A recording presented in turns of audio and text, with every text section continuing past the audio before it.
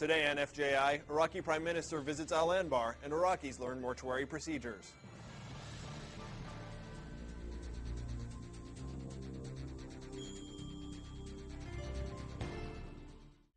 Respect, dignity, and reverence. These three words describe the job of mortuary affairs troops.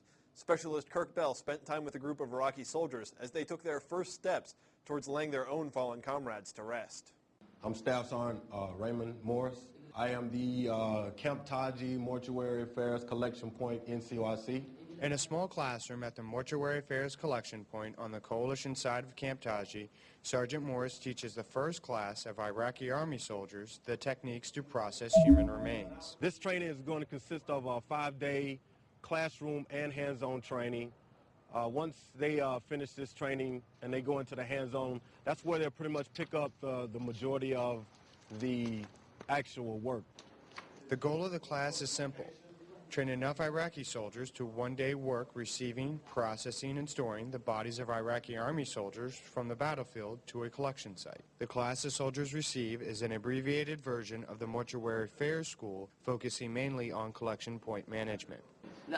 An interpreter translates Sergeant Morris' instructions from English to Arabic. An Iraqi Army officer that asks that his face not be shown explains why the class is important to Iraqis, not just as soldiers, but as Muslims.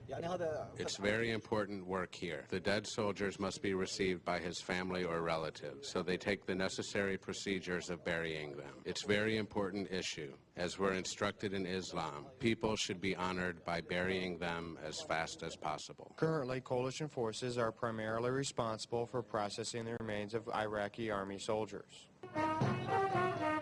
But that is about to change with the grand opening of the first Iraqi Mortuary Affairs Collection Point on the Iraqi side of Camp Taji. The purpose behind establishing this facility is to be sure the Army, Navy, Air Force, and National Police are taken care of and treated with respect. This facility is just the beginning for the Iraqi Army and the Iraqi Military of Defense. There are 5 more on the books that MOD has been approved to fund 5 more facilities at different regional support units throughout Iraq. As Iraqi forces continue to take the lead in dismantling terrorist groups and providing security for Iraq, the Iraqi Army is determined to handle the remains of its fallen soldiers, citizens, or even terrorists with respect, dignity, and reverence. Reporting for the 210th MPAD and the 13th Sustainment Command, I'm Specialist Kirk Bell. I'm Frank Ash, the Command Sergeant Major for 3rd United States Army and the Coalition Forces Land Component Command, and I want to talk to you about sexual assault. Anytime one of our battle buddies is sexually assaulted, we've all been disrespected. You know, every time we go outside the wire, we trust each other with our lives.